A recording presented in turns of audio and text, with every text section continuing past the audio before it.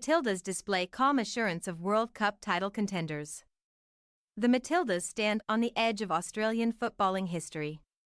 For the fourth time, Australia have reached the quarterfinals of the Women's World Cup. They have never progressed beyond that stage. But they have also never reached this point in the fashion they have. It's never felt like this before.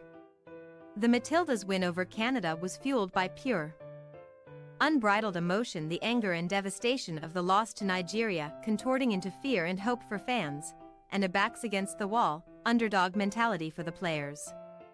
But a week between the end of the group stage and the beginning of the round of 16 meant that extreme emotions were unsustainable. And while the feelings post-Nigeria and either side of the Canada result were easy to identify, the feeling in the lead-up to the Denmark clash was much harder to place. A return to the round of 16. A date with Denmark. The threat of Pernille Harder. A Sam Kerr-less team. But a team that had put 4 goals past the Olympic champions. No feeling quite felt like it fit. Now with hindsight, the feeling present throughout the build-up was calmness. It couldn't be placed earlier in the week because the Matildas had never had a run-in to knockout match that elicited that kind of response. The resounding nature of the Canada win was cause for optimism. This was only aided by finishing top of the group and setting up a date with the second-ranked team in Group D rather than the winners. Fans looked at this knockout match and quietly thought to themselves, we should win that.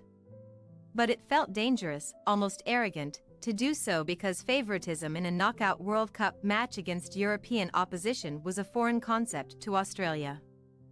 Plus, should-win games had long been a pitfall for the Matildas. Expectations and output got lost in translation and led to frustration. But based on all the surface-level facts, the Matildas should have won this game.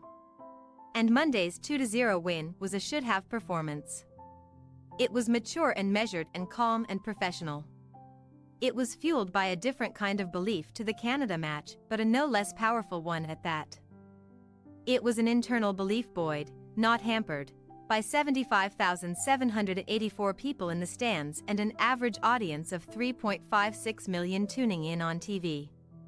Denmark looked more dominant but did so without looking threatening. Australia appeared listless in the first half but were patient and clinical when their chances came. They made the most of 2 moments of brilliance: Mary Fowler's turn and through ball, and Caitlin Ford's exceptional run and finish to open the scoring. Their second goal seemed inevitable. Kyra Cooney-Cross finding an unmarked Fowler at the top of the box could have been the source of the goal. So, too, Fowler dinking the ball to Emily Van Egmond in the 6-yard box. But it was Hayley Rosso who finished after the layoff from Van Egmond for her 3rd goal of the tournament. It was a tournament football win, and that was what pleased head coach Tony Gustafsson post-match. I'm stressing that tournament football is about playing the game in front of you, whatever that looks like, and finding a way, Gustafsson said. And this team has proven now that they can always find a way. Finding a way almost doesn't do justice to the Matildas' World Cup campaign so far because those details fade and fuzz in the immediate afterglow of a win. But Gustafsson remembered and lauded his team's growth over the past 2.5 years to be able to reach this point. All that investment that we've done, he said, I think helped tremendously in all the challenges that have been thrown at this team from match day -1.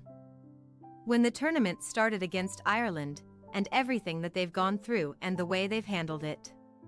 How the team has managed Kerr's absence, in particular, was made all the more special with her earning her first minutes of the tournament in the win. That Kerr is now in a position to continue to be eased back into the tournament. To play a role off the bench feels like a luxury Australia couldn't afford at various times over the past 3 weeks. That Australia were able to reach a World Cup quarter-final without Kerr and do it in the way they did to boot gives credibility to a previously unthinkable notion. Australia's best World Cup run could come with limited involvement from Kerr. There is perhaps no greater sign of this team's maturity than the Kerr conundrum. A team that's been accused of not being able to do it without her has been doing it just fine. And in doing so, the team has shaken off any mental shackles about a reliance on Kerr while also freeing up the skipper. A point Gustafsson expanded on.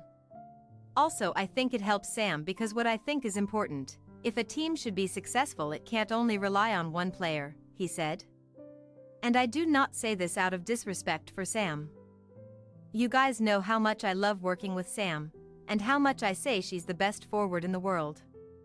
But I think Sam coming back now could be a good thing in the sense that we don't need to look at her taking over and having everything on her shoulders. It's a team effort and a team tournament. Now the Matildas await the result of France versus Morocco. Neither opponent feels insurmountable. And that in itself means the emotions leading into the quarterfinal will once again be hard to place. Calm optimism feels no less weird after 1 week of practice. A second knockout win at the same tournament and a Final Four berth are quite literally unprecedented for Australian football. But it feels possible. More possible than it ever has. Thanks for your watching. Don't forget to click the subscribed button and hit the bell icon for more.